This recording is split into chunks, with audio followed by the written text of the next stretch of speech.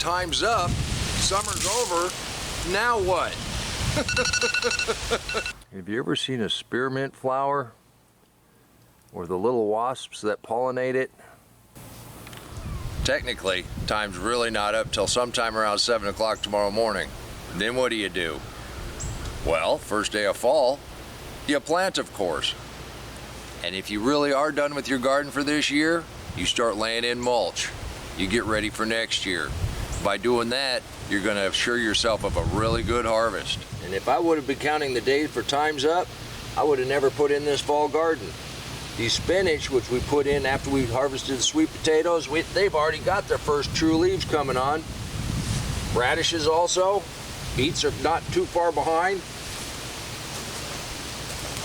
We definitely have true leaves on the lettuce up here. Even some of the sweet potato vines that were left over, they're coming back strong. We are going to hit frost at some point.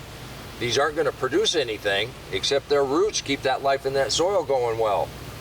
And this might be the last day of summer, but it's not the last day in the garden. If I was counting on that, I've got a whole lot of work to do in a couple hours. And for me, the garden is a journey. You know, today's Saturday, and I think this thing's grown over a foot since last Saturday. And you know what Saturday means. We go to you, and we celebrate what's going on in your garden. Now, we've got some contributors that have been using this deep mulch to great success. Go on down to Texas, take a look at Mike and Linda's garden. Mike and Linda have been using the deep mulch method for a couple of years. Their harvests keep getting bigger and better. The sunchokes are wonderful. Your peas are still coming on strong, and you've got the fall garden in already. Mike, Linda, thank you for letting everybody know. You keep planting, you're gonna be able to keep harvesting. That was fantastic. And that also lets us know that a garden is a journey. You can make that journey as long as you want to.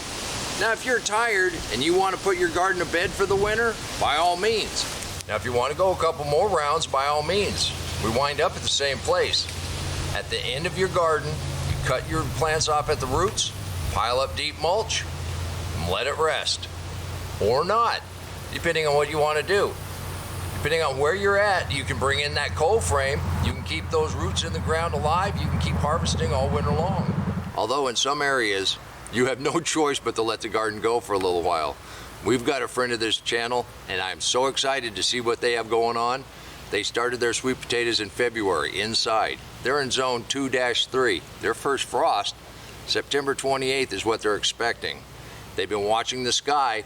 They're gonna harvest as soon as it frosts. They already know that they have some sweet potatoes, but their growing season is very short. But just by implementing a nice strategy of starting inside, moving to containers outside, using what you got where you're at, they ought to have a pretty good harvest. I hope you join me for that. I'm very excited to see what they have coming up. But for right now, let's go to a brand new contributor to this channel. Ginger goes by Susie Q on YouTube, started a deep mulch garden on an alfalfa farm, uses alfalfa for mulch, and is trying a regenerative method with these sunflowers. But in her garden here, you have just about every one of the usual suspects, and look how well that's doing. In that deep mulch, her soil is very sandy. Ginger, you're a wonderful ambassador to deep mulch gardening. Thank you for sharing, and welcome to this community. Now, the folks in this community are absolutely fantastic, and I invite you to become one of them. All you have to do is send in a photo now and again. There is no commitment required. And we better still have some time. Look at all of these peppers that have to mature. This thing is just loaded and not ready for the first frost. Here in zone 7, we've got maybe 30 to 45 days. Hopefully we got much longer than that. I've been talking about the garden as a journey, and there are no time limits except the limits you impose upon them. Obviously, there's some parts of the country that really have some harsh winter weather. There are still some tactics that you can use to start things early enough that once that weather breaks, you can be ahead of the game. And it all depends on what kind of results you want to get. But I want to tell you, talking about a journey, Walter's been a friend of this channel almost from the beginning. He started out by adding deep mulch, then he started adding trellises, then he started to plant all year long. Walter, we sure do appreciate you being a friend of this channel and sharing your entire journey.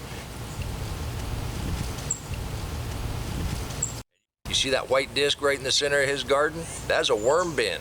He puts his kitchen scraps in that worm bin, feeds them, which in turn works through the soil. But that just shows us all exactly what happens in a garden. It is a journey, but we learn from each other. We learn from this. You know, I was out here, I picked all of these yesterday. I'm gonna have to do it again today. But what have I been saying? The hardest work you're ever gonna do in a deep mulch garden is harvest. Or you can do like Art's done. After transforming his backyard container garden into an oasis with a few accent lights, you just sit back, listen to the gurgling water,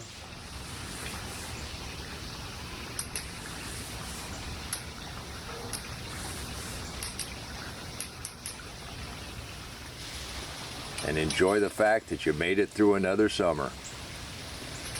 Art, your backyard is beautiful. Thank you. Now, if you want to learn more about the deep mulch, watch that video right there, and I'll meet you right back in the garden. You can do this too. Until next time, remember, take care of yourself, take care of your family, and God bless you. Come on, let's plant. Let's go plant garden.